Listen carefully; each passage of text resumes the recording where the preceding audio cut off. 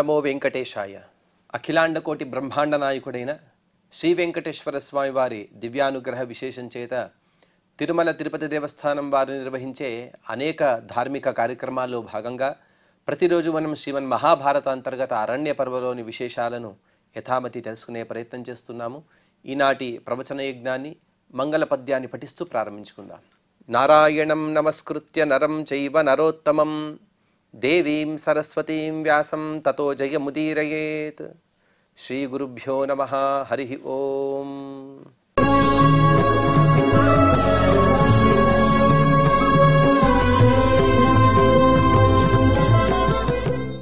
ద్రౌపదీ సత్యభామ సంవాద పర్వలో ద్రౌపదీదేవి ద్వారా సత్యభామాదేవి గారు అనేక విషయాలను నేర్చుకున్నట్టుగా ఒక విడంబన ఇక్కడ జరుగుతోంది. స్వయంగా లక్ష్మీ స్వరూపి అయినటువంటి ఆవిడకి మరొకరి ఉపదేశం అనేది అవసరం లేదు. కానీ ప్రపంచానికి ద్రౌపదీదేవి యొక్క మాహాత్మ్యాన్ని తెలపాలి. అలాగే పతివ్రతగా ఉన్నవారు ఎంతటి పనులు చేయగలరు, ఎంతటి సామర్థ్యాన్ని పొందగలరు ఆ పతి యొక్క అనుగ్రహం చేత అనే విషయాలను కూడా ఇక్కడ మహాభారతంలో స్పష్టంగా చెబుతూ చివరికి ద్రౌపదీదేవి గారు ప్రపంచానికి లోకానికి కొన్ని సందేశాలను అందిస్తూ ఉన్నారు. అందులో ఒక చక్కటి మాటను కూడా ఇక్కడ చెబుతూ ద్రౌపద్యువాచ సుఖం సుఖే నేహ నజాతు లభ్యం దుఃఖేన సాధ్వీ లభతే సుఖాని సా కృష్ణమారాధయ సౌహృదేన ప్రేమ్ణా చ నిత్యం ప్రతికర్మణా చ. ఓ సత్యభామాదేవి, నీ ముందు సుఖాన్ని పొందడానికి ఎలా అనే ఉపాయం నేను చెప్పగలనా? కానీ నీ అనుజ్ఞతో, నీ అనుగ్రహంతో ఒక చిన్న విషయాన్ని చెబుతాను విను. అదేమిటంటే ప్రపంచంలో ఉండేటువంటి ప్రతి ఒక్క స్త్రీ కూడా దీన్ని ఆచరిస్తే అందరూ కూడా సుఖంగా ఉంటారు. అదేమిటంటే మొట్టమొదటిగా దుఃఖాన్ని కష్టించాలి, బాగా కష్టపడాలి. కష్టపడితే కానీ సుఖం అనేది దక్కదు. సుఖం సుఖే నేహ నజాతు లభ్యం ఇహ. ఈ లోకంలో సుఖం పొందాలంటే సుఖేన నజాతు లభ్యం. అది సుఖం ద్వారా మాత్రమే సాధ్యం కాదు. ఉదాహరణకి మనం రుచికరమైనటువంటి ఆహారాన్ని తినాలి అంటే పొయ్యి వెలిగించుకోవాలి, కూరగాయలు తరగాలి, ఏవో అక్కడ పదార్థాలు వండాలి. ఆ వండడం అనేది ఎంతో కష్టమైనటువంటి పని. చివరిగా తినడం అనేది చాలా సుఖమే. ఈ సుఖాన్ని పొందాలంటే మొట్టమొదటిగా వంట చేయాలి కదా. కాబట్టి కష్టపడితే కానీ కష్టే ఫలి అని మనం ఈ కాలంలో చెప్పుకుంటూనే ఉంటాం. దుఃఖేన సాధ్వి లభతే సుఖాని. ఎవరైనా సరే, స్త్రీలైనా పురుషులైనా ఎవరైనా సరే, వారు ఎంతో కష్టపడితే కానీ వారు సుఖాన్ని పొందలేరు. అందుకోసం నీకు ఎంతో సుఖం అనేది అవసరం లేదు. ఎందుకంటే సాక్షాత్తుగా కృష్ణ పరమాత్మ యొక్క ఛత్రఛాయలో నువ్వు ఉన్నావు మా తల్లి. ప్రళయకాలంలో కూడా పరమాత్మను వదలకుండా సదా ఎప్పుడూ కూడా ఒక క్షణం కూడా ఆ పరమాత్మని వదలకుండా, పరమాత్మ ఎన్ని దేశాల్లో ఎన్ని కాలాల్లో అయితే ఉన్నాడో ప్రతి ఒక్క దేశము ప్రతి ఒక్క కాలంలో కూడా పరమాత్మను అనుసరిస్తూ పరమాత్మను సేవించే ఉండేటువంటి నీకు నేనేం చెప్పగలను? కానీ సాకృష్ణమారాధయ సౌహృదైన దేశత కాలతశ్చైవ సమవ్యాప్త చతైనయ తథాప్యనుగుణ విష్ణోహో సాలక్ష్మీర్మే ప్రసీదతు. అందుకోసమే తల్లి, నీవు నీ భర్త యొక్క మెప్పును పొందాలంటే వేరే వేరే దేవతల పూజ అనేది అవసరం లేదు. కేవలం నీ భర్తను పూజిస్తే చాలు. నీ పరమాత్మని సౌహృదైన మంచి భక్తితో, స్నేహో భక్తిరితి ప్రోక్త అని చెప్పిన విధంగా పరమాత్మ యందు విశేషమైనటువంటి స్నేహం చేయాలి. నీవు తప్ప నాకు వేరే దిక్కు లేదు. మన స్నేహితుడు మన పక్కన ఉంటే నువ్వు ఒక్కడు ఉంటే చాలరా, నేను ప్రపంచాన్ని జయిస్తానని మనం అంటూ ఉంటాం. వ్యవహారంలో కూడా ఎందరో యోధులు కూడా ఈ మాటలు చెప్పి ప్రపంచాన్ని జయించిన వారు అనేకులు ఉన్నారు. ఆ విధంగా సౌహృదైన పరమాత్మ తప్ప మనకు వేరే దిక్కు లేదు. త్వమేవ మాతాచ పితాత్వమేవ త్వమేవ బంధుశ్చ సఖాత్వమేవ త్వమేవ విద్యా ద్రవిణం త్వమేవ సర్వం మమదేవ దేవ అని చెప్పిన విధంగా నీ పతి అయినటువంటి పరమాత్మని నీవు సేవించు. ప్రేమ్ణాచ నిత్యం ప్రతికర్మణాచ. ఏదో పరమాత్మని సేవ చేయడం అంటే ఏదో యాంత్రికంగా చేయడం, లేకపోతే వాటి ద్వారా నేను ఎన్నో ప్రయోజనాలు పొందాలి అనే భావనతో కానీ ప్రేమ్ణ, అతన్ని ప్రేమించాలి, పరమాత్మని ప్రేమించాలి. అలాగే నీ పతులను, లోకంలో ఉండేటువంటి స్త్రీలకందరికీ కూడా ద్రౌపదీదేవి ఇచ్చేటువంటి సందేశం ఏమిటంటే ప్రేమతో, అలాగే కర్తవ్య భావనతో, అలాగే శాస్త్రంలో చెప్పిన విధానంతో మీరందరూ కూడా మీ మీ పతులను సేవించండి. అలాగే తథాసనైశ్చారుభిరగ్రమాల్యైః దాక్షిణ్యయోగ్యైర్వివిధైశ్చ గంధైః అస్యాః ప్రియోస్మీతి యథా విదిత్వా త్వామేవ సంశ్లిష్యతి తద్విధత్స్వ. నీ భర్త వచ్చినప్పుడు అతనికి ఉత్తమమైనటువంటి అగ్రియ మాల్యలు, ఉత్తమమైనటువంటి పుష్పాలు సమర్పించు, పూల హారాలను సమర్పించు, వివిధమైనటువంటి గంధాలను సమర్పించు, ఉదారమైనటువంటి గుణంతో అతని సేవ చెయ్యి. వ్యవహార కుశలత అనే భావనతో ఆ పరమాత్మని ఆరాధించమని ద్రౌపదీదేవి ఆ సత్యభామాదేవికి చెబుతుంది. ఆ శ్యామ సుందరుడు, నీలమేఘ శ్యాముడు ఆ పరమాత్మని చక్కగా ఆరాధించు. నీ ప్రవర్తన వల్ల ఆ కృష్ణునికి నీపైన ఉత్తమమైనటువంటి ప్రేమ అనేది చిగురుస్తుంది. అలాగే పరమాత్మ ఎప్పుడు కూడా నీ కొంగు పట్టుకుని తిరుగుతాడు. ఇంకా ఒకసారి భక్త పరాధీనుడైతే పరమాత్మ, మనం వద్దు అనుకున్నా కూడా పరమాత్మ భక్తులను వదలడు. ఆ విధంగా పతిని చక్కగా సేవిస్తే చాలు. పతి ఎంత మనపైన అనురక్తిని పొందాలి అంటే ఎప్పుడు కూడా భార్య కనబడకపోతే తల్లడిల్లిపోవాలి. ఉదాహరణకి ఇక్కడే స్పష్టంగా ఇంతకుముందు సత్యభామాదేవి గారు చెప్పారు, ఒక్క క్షణం కూడా నీ 5 పతులు కూడా నిన్ను చూడకుండా ఒక్క క్షణం ఉండలేరు. దానికి కారణం ఏమిటి అని అడిగావు కదా, దానికి చెబుతాను విను. పతి సేవయే దానికి కారణము. పతిని ధర్మబద్ధంగా సేవించాలి. శుత్వా స్వరం ద్వారగతస్య భర్తుః ప్రత్యుత్థితాతిష్ఠ గృహస్య మధ్యే దృష్ట్వా ప్రవిష్టం త్వరితాసనేన పాద్యేన చైనం ప్రతిపూజయస్వ. పతిని పూజించమని చెప్పిన గాంధీ ఏ విధంగా పతిని పూజించాలో తెలుసా? ఎప్పుడైతే భర్త తను పనులన్నీ కూడా చేసుకుని ఇంటికి వస్తున్నాడో, భర్త తనకి ఇంటికి వస్తున్నాడు, ఉదాహరణకి ఇప్పుడు గేట్ శబ్దం అనుకోవచ్చు, లేకపోతే అతను వచ్చేటువంటి వాహన శబ్దం కానీ, లేకపోతే అతను వచ్చేటువంటి సమయం కానీ, ఈ అన్నిటినీ కూడా తెలుసుకుని వెంటనే లేచి అతనికి ఎదురుగా వెళ్ళు, గృహ మధ్యంలో నిలబడు, ఆయన కనిపించగానే మందహాసంతో అతన్ని స్వాగతించు. అతనిదే ఇల్లు అయినప్పటికీ కూడా అతన్ని స్వాగతించు. ఇంట్లో లోపలికి రండి అని చెప్పు. అతని చేతిలో ఉండేటువంటి వస్తువులను తీసుకో, ఆప్యాయంగా పలకరించు, అతనికి ఆసనాన్ని సమర్పించు, కాళ్ళు గడుక్కోవడానికి పాద్యమివ్వు. ఈ విధంగా అతన్ని పూజించు. సంప్రేషితాయామత చైవ దాస్యాం ఉత్థాయ సర్వం స్వయమేవ కార్యం జానాతు కృష్ణస్తవ భావమేతం సర్వాత్మనామాం భజతీతి సత్యే. ఇక్కడ సంబోధన మాత్రం సత్యభామాదేవికి, కానీ సందేశం మాత్రం ప్రపంచం మొత్తానికి కూడా. ఆవిడ చెబుతోంది, ఓ సత్యభామాదేవి, ఎవరైతే ఇంతవరకు కూడా నీ దాసీగణం ఇంతవరకు కూడా నిన్ను సేవిస్తుంది, పరమాత్మ వస్తాడని వారు కూడా సేవించడానికి ముందుకు వెళ్ళిపోతారేమో, కానీ నీవు జాగ్రత్తగా వారిని దూరం పంపించేసేయి. పరమాత్మ యొక్క సేవను నువ్వు మాత్రమే చెయ్యి, వారందరినీ పక్కకు పంపించేసేయి. ఆయన సేవలన్నీ కూడా స్వయంగా నీవే తెలుసుకోవాలి. ఆయనకి ఏది ఇష్టమైనటువంటి పదార్థం, ఆయన ఎటువంటి బట్టలను కట్టుకోవడానికి ఇష్టపడతాడు, ఈ విధంగా అన్నీ కూడా తెలుసుకుని వాటిని సమకూర్చాలి. ఇలా చేస్తే ఆ కృష్ణుడికి నీ ప్రేమ అనేది అర్థమై ఈవిడ నన్నే కోరుకుంటుంది అని తను కూడా తెలుసుకుని తను కూడా నిన్నే కోరుకుంటాడు. ఈ విధంగా పతిపత్నులు పరస్పరమైనటువంటి సౌహార్ద భావనతో జీవితాన్ని కొనసాగించాలి.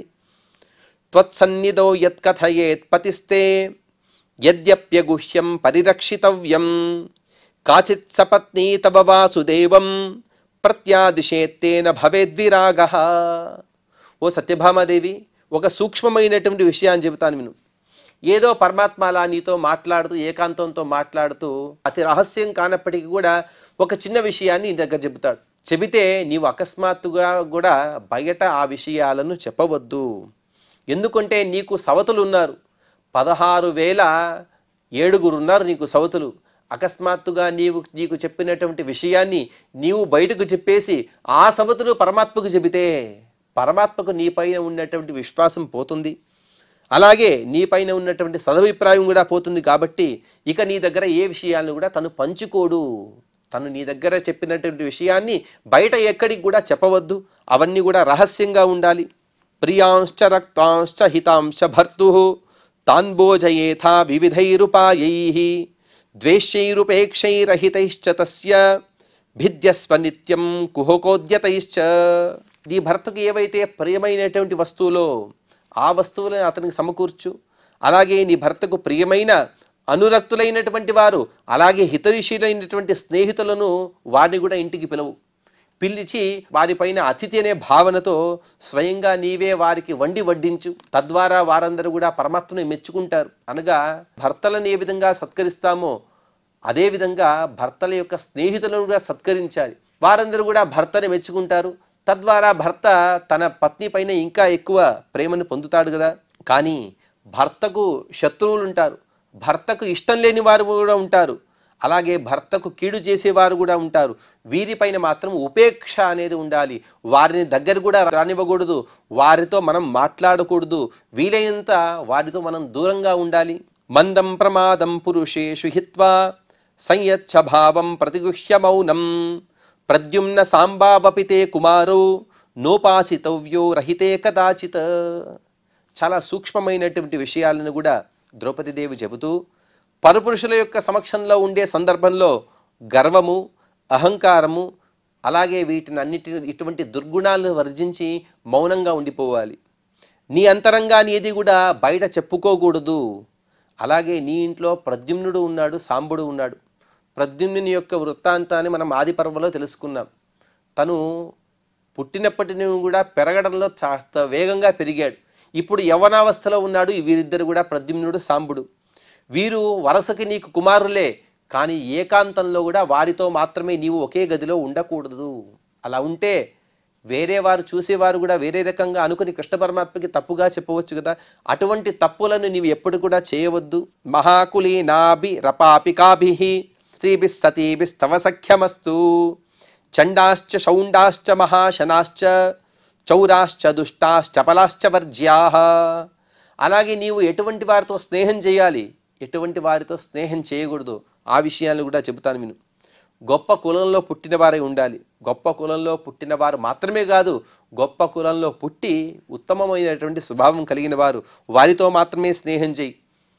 ఎవరైతే ఎప్పుడు కూడా చిటమిటలాడుతుంటారు, ఎప్పుడు కూడా కోపంతో ఉంటారు, వారితో స్నేహం చేయవద్దు. తద్వారా ఆ దుర్గుణాలు నీకు కూడా వస్తాయి. ఇక్కడ ఏవైతే చెబుతున్నాయో దుర్గుణాలు, ఇవన్నీ కూడా అంటువ్యాధులు లాంటివి. అటువంటి వారితో మనం స్నేహం చేస్తే ఆ దుర్గుణాలు కూడా మనకు కూడా అబ్బుతాయి. అందుకోసమే క్రోధ స్వభావం కలిగిన వారు, మత్తు పదార్థాలను సేవించేవారు, ఎక్కువగా భోజనం చేసేవాడు, అలాగే దొంగలు, దుష్ట స్వభావం కలిగిన వారు, చపల చిత్తులు, ఇటువంటి స్త్రీలు ఎవరైతే ఉంటారో, పురుషులతో ఇటువంటి పురుషులు కాదు, మామూలు పురుషులతోనే సహవాసం లేదు స్త్రీలకి. కానీ ఇటువంటి దుష్ట స్వభావం కలిగినటువంటి స్త్రీలను కూడా నీ దగ్గరకు రానివ్వద్దు, వారిని దూరం పెట్టమని స్పష్టంగా ద్రౌపదీదేవి గారు చెబుతున్నారు. ఏతం ఏతద్యశస్యం భగదైవతం చ స్వార్థం తథా శత్రు నిబర్హణం చ మహార్హ మాల్యాభరణాంగరాగా భర్తారమారాధయ పుణ్యగంధాః. ఓ సత్యాదేవి, అమూల్యమైనటువంటి ఆభరణాలు, హారాలు, అంగరాగాలు, వీటిని ధరించి పవిత్రమైనటువంటి సుగంధ ద్రవ్యాలతో సువాసితమై నీ పతిని నీవు ఆరాధించు. ఆ శ్యామసుందరుడి దగ్గరికి వెళ్ళాలంటే నీవు కూడా చక్కగా అలంకరించుకో నిన్ను నీవు. అలాగే దుర్వాసన వచ్చే శరీరంతో, మలినంతో కూడినటువంటి శరీరంతో, మలినమైనటువంటి బట్టలు కట్టుకొని ఆ విధంగా పతి దగ్గరికి వెళ్ళకూడదు. పతి దగ్గరికి వెళ్ళేటువంటి సతి ఎప్పుడూ కూడా సుందరంగా ఉండాలి. పతి యొక్క ఆకర్షణను కూడా పొందాలి. పతి ఆకర్షణ కూడా ప్రేమలో ఒక చిన్న భాగంగా ఉంటుంది కాబట్టి మంచి రూపాన్ని, మంచి ఆహార్యాన్ని కూడా కలిగి నీవు నీ పతి దగ్గరికి వెళ్ళు. అప్పుడు ఈ విధంగా ఉంటే, అనగా సాత్వికమైనటువంటి స్వభావాన్ని పొంది ఉంటే నీ కోరిక, అనగా నీ పతిదేవుడు నిన్ను అనుగ్రహిస్తాడు. అలాగే ఈ విధంగా పతి ఎప్పుడైతే నీ అధీనంలో ఉంటాడో అప్పుడు నీ శత్రువులు కూడా నీ దగ్గరికి రారు, వారందరూ కూడా భయపడతారు. ఈ విధంగా పతి సేవయే నీకు కీర్తికరము, అదృష్టకరము. అనగా కీర్తి అనేది ఇహలోకంలో, అదృష్టం అనేది పరలోకంలో. పరలోకంలో కూడా స్త్రీలు సుఖంగా ఉండాలంటే అది పతి సేవయే కారణమని చెబుతూ ఇక్కడికి 234వ అధ్యాయాన్ని పూర్తి చేసుకుని, ఇక 235వ అధ్యాయంలో జరిగినటువంటి విషయాలను వైశంపాయన మహర్షి గారు వివరిస్తూ, వైశంపాయనువాచ మార్కండేయాదిభిర్విప్రైః పాండవైశ్చ మహాత్మభిః కథాభిరనుకూలాభిః సహ స్థిత్వా జనార్దనః. ఈ విధంగా మార్కండేయ సమాస్యా పర్వలో ప్రారంభంలో పరమాత్మ మార్కండేయ మహర్షి గారి ద్వారా ఎన్నో విషయాలను వినాలని సత్యభామ సహితుడై కామ్యక వనానికి వచ్చాడు. ఒకవైపు మార్కండేయ మహర్షి గారు అనేక విషయాలను, అనగా ప్రళయోదకం నుండి ప్రారంభించి పునఃసృష్టి, తర్వాత స్కందుని యొక్క వృత్తాంతము, అనేక విషయాలను తెలిపారు. ఆ అన్ని విషయాలను కూడా పరమాత్మతో పాటు పాండవులు కూడా అక్కడ వారందరూ కూడా శ్రవణం చేశారు. అన్ని విషయాలు విన్న తర్వాత పరమాత్మ తను ద్వారకకు వెళ్ళడానికి ఉద్యుక్తుడయ్యాడు. తతైస్తై సంవిదం కృత్వా యథావన్ మధుసూదనః ఆరురుక్షు రథం సత్యాం ఆహ్వయామాస కేశవః. ఆ విధంగా కృష్ణ పరమాత్మ వారితో మాట్లాడిన తర్వాత వారి ద్వారా సెలవు తీసుకుని తను రథాన్ని అధిరోహించి ద్వారకకు బయలుదేరడానికి ఉద్యుక్తుడయ్యాడు. అప్పుడు సత్యభామాదేవిని కూడా పిలిచాడు. సత్యభామాదేవి దగ్గర కనపడటం లేదు కాబట్టి సత్యభామ ఎక్కడుందో అని పరమాత్మ తను చూస్తూ ఉన్నాడు. సత్యభామ తతస్తత్ర స్వజిత్వా ద్రుపదాత్మజాం ఉవాచ వచనం హృద్యం యథాభావం సమాహితం. సత్యభామాదేవికి ఎంతో ఆనందంగా ఉంది. పతివ్రత శిరోమణియే స్వయం తాను కూడా. అలాగే మరొక ప్రతివ్రత అయినటువంటి ద్రౌపదీ దేవి ద్వారా ప్రపంచానికి అనేక సందేశాలను ఇచ్చిన తర్వాత ఎంతో ఆనందంతో వాత్సల్యంతో ఆ ద్రౌపదీదేవిని తను ఆలింగనం చేసుకుని ఈ విధంగా అనుకూలమైనటువంటి మధురకరమైనటువంటి మాటలను తను చెబుతుంది. కృష్ణే మాభూత్ తవోత్కంఠ మా వ్యతా మా ప్రజాగరః భర్తృభిర్దేవ సంకాశైః జితాం ప్రాప్స్యసి మేదిని. ఓ ద్రౌపది అనగా కృష్ణ అని సంబోధన చేస్తూ ఉంది. మహాభారతంలో చెప్పిన విధంగానే కృష్ణ అనే పేరుతో కొందరున్నారు. ఉదాహరణకి కృష్ణ పరమాత్మని కూడా కృష్ణ అని అంటారు. అలాగే వేదవ్యాస రూప పరమాత్మను కూడా కృష్ణ అని అంటారు. అలాగే అర్జునుడిని భీముని కూడా కృష్ణ అని అంటారు. ఎందుకంటే వీరందరూ కూడా నీలమేఘం వలె కాంతి కలిగిన వారు అని చెబుతారు. అలాగే కృష్ణ అనే స్త్రీలింగంతో వీరిని పిలుస్తారు. ఎవరంటే ద్రౌపదీదేవిని. ఆవిడ కూడా నీలమేఘం వలె గొప్ప కాంతి కలిగినది కాబట్టి అదేవిధంగా కృష్ణే అని స్వయంగా సత్యభామాదేవి ద్రౌపదిని సంబోధిస్తూ, ఓ ద్రౌపది, రాజ్యం పోయిందని అతిగా చింతించకు, అది అనవసరం. అలాగే ఇంతవరకు కూడా ఎన్నో నిద్రలేని రాత్రులు నీవు గడిపావు. ఎందుకంటే దాని విషయంలో కూడా నీకు ఎటువంటి చింత అవసరం లేదు. ఎందుకో కారణం చెప్పిన, నీ భర్తలు ఎవరు కూడా సామాన్యులు కారు. వారందరూ కూడా దేవతల్లో కూడా గొప్పవారు. మనుష్యులలో కాదు, దేవతల్లో కూడా గొప్పవారు. వారందరూ కూడా తత్వాభిమాని దేవతలు. వారందరూ కూడా త్వరలోనే కౌరవులతో జరిగేటువంటి యుద్ధంలో జయాన్ని పొందుతారు. రాజ్యం మీ వశమైపోతుంది. ఇదంతా కూడా నీవు త్వరలోనే చూస్తావు, దుఃఖించకు అని సత్యభామాదేవి సాంత్వన మాటలు చెబుతూ, నహ్యేవం శీల సంపన్న నైవం పూజిత లక్షణాః ప్రాప్నువంతి చిరం క్లేశం యథాత్వమసితే క్షణే. ఓ శ్యామలోచన, ఓ ద్రౌపదీదేవి, నీ వంటి సుందర లక్షణం కలిగిన అలాగే పవిత్రమైనటువంటి శీలం కలిగినటువంటి స్త్రీలు ఎక్కువ కాలం దుఃఖాన్ని అనుభవించరు. వారికి దుఃఖాలనే వస్తాయి, కాదు అదంతా కూడా కొంతకాలం వరకే. తర్వాత వారికందరూ కూడా సుఖపడే సందర్భం అనేది త్వరలో రాబోతుంది. అదేవిధంగా ఇంతకాలం వరకు కూడా నీవు అనేక దుఃఖాలు పొందావు. నీకు వచ్చినటువంటి దుఃఖాలు చిన్నవని అని చెప్పటం లేదు, కానీ త్వరలోనే నీ మనసులో ఏవైతే కోరికలు కోరుకుంటున్నావో ఆ కోరికలను కూడా కోరే సందర్భం భావి కాలంలో వస్తుంది. అవశ్యంచ త్వయా భూమి ఇయం నిహత కంటక భర్తృభిః సహ భోక్తవ్య నిర్ద్వంద్వేతి శృతం మయా. ఇదేదో నా ప్రతిభతో చెప్పేటువంటి మాటలు కాదు, కానీ శృతి స్వయంగా వేదంలో చెప్పినటువంటి మాటలు. మహాత్ములు, వేదం కన్నా మహాత్ముల యొక్క మాటలకు పరమాత్మయే అధికమైనటువంటి గౌరవాన్ని ఇస్తూ ఉంటాడు. ఈ విధంగా మహాత్ములందరూ కూడా చెప్పారు. మా ఇంట్లో పాండవులు అంత ధర్మబద్ధులైనప్పటికీ కూడా వారికి ఎటువంటి కష్టాలు వచ్చాయి. త్వరలోనే ఆ కష్టాలన్నీ కూడా పరమాత్మ యొక్క అనుగ్రహంతో తీరబోతున్నాయి. వారు సుఖంగా ఉండబోతున్నారు. సమస్త రాజ్యాన్ని వారే పాలిస్తారని వారందరూ కూడా చెప్పారు. కాబట్టి నీ భర్తలతో కలిసి నీ శత్రువులు ఎవరైతే ఉన్నారో దుర్యోధనాదులు, వారిని వధించి నిష్కంటకంగా ఈ సమస్త భోగ భాగ్యాలను సమస్త రాజ్యాన్ని కూడా ఏలే సందర్భం అనేది త్వరలోనే వస్తున్నది. ధార్త్ర రాష్ట్ర వధం కృత్వా వైరాణి ప్రతియాత్య చ యుధిష్ఠిరస్థాం పృథివీం ద్రక్షసే ద్రుపదాత్మజే. ఓ ద్రౌపదీదేవి, త్వరలోనే కౌరవులను వధించి వైరాలన్నీ కూడా నశించిపోయి పాండవులు జయాన్ని పొంది ధర్మరాజు రాజ్యాధికారాన్ని పట్టడం కూడా అనగా చక్రవర్తిగా ఉండటం కూడా నీవే త్వరలో చూడబోతున్నావు. వారి పట్టమహిషివి నీవేనమ్మా. యాస్తా ప్రవ్రాజమానాం త్వాం ప్రాహసన్ దర్పమోహితాః తాః క్షిప్రం హత సంకల్పా ద్రక్షసి త్వం కురు స్త్రియః. ఆది పర్వంలో మనం విన్నాం. సభాపర్వం యొక్క చివరి భాగంలో ద్రౌపదీదేవి వెళుతూ ఉంటే దుర్యోధనాదులు అలాగే దుర్యోధన యొక్క భార్యలు కూడా ఎందరో అపహాసం చేశారు. అదిగో చూడు నారబట్టలు కట్టుకొని వీరందరూ కూడా వనాలకు వెళ్తున్నారు, వీరేం రాజులయ్యా అని ఎవరైతే అపహాసం చేశారో వారందరూ కూడా అధికార బదంతో అవన్నీ కూడా చేశారు. అవన్నీ కూడా మోసంతో మీ రాజ్యాన్ని వారు లాక్కున్నారు.